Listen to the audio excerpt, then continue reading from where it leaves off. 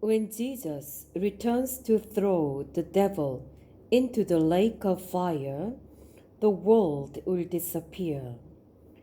Believers will be taken into the kingdom of heaven. The world exists only because the devil is still here. After the devil is thrown into the lake of fire, there will be no reason for people to remain on the earth. So while our enemy still exists, we are like soldiers fighting on the battlefield. What would happen if we become lazy in this fight? What would happen if we could not wake up and even hold our weapons correctly? Man suffers much because of his flesh. When it gets too difficult, some people wonder about the value of remaining in the flesh. What they are really saying is that they want to escape their flesh. Remember how much Job suffered. But Job decided that no matter what happens, he would not take his own life before God. He would rather wait until God takes his life. Job recognized that God is the giver of life and only he has the right to take it. Why do I take my flesh in my teeth and put my life in my hands? Job chapter 13:14. We must remember that our flesh exists to suffer. People in the Bible who understood this used their opportunity to labor for God.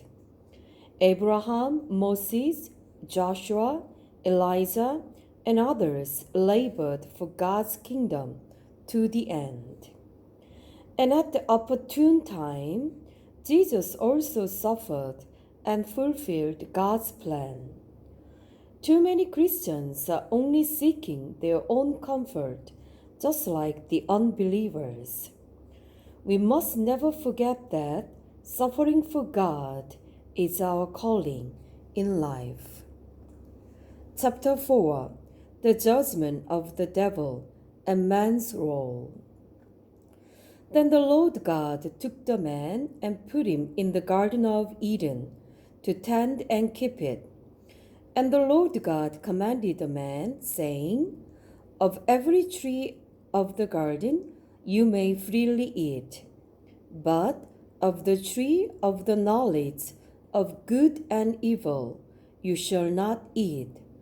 For in the day that you eat of it, you shall surely die. Genesis chapter 2:15-17. Operations of the angels. Angels are created as God's servants, but when 1/3 of the angels abandoned their positions and rebelled, God imprisoned them in the darkness, namely the universe. Man was created in this universe as part of God's plan to destroy the fallen angel and his cohorts. The universe was created as a small prison to temporarily confine the fallen angel until his judgment. From man's standpoint, the universe is a vast space, but compared to the heaven where the angels dwell, the universe is just a small confinement. Angels were created long before man. By the time man was created, angels were already operating under God's orders. The earth was without form and void, and darkness was on the face of the deep. And the Spirit of God was hovering over the face of the waters. Genesis chapter 1:2.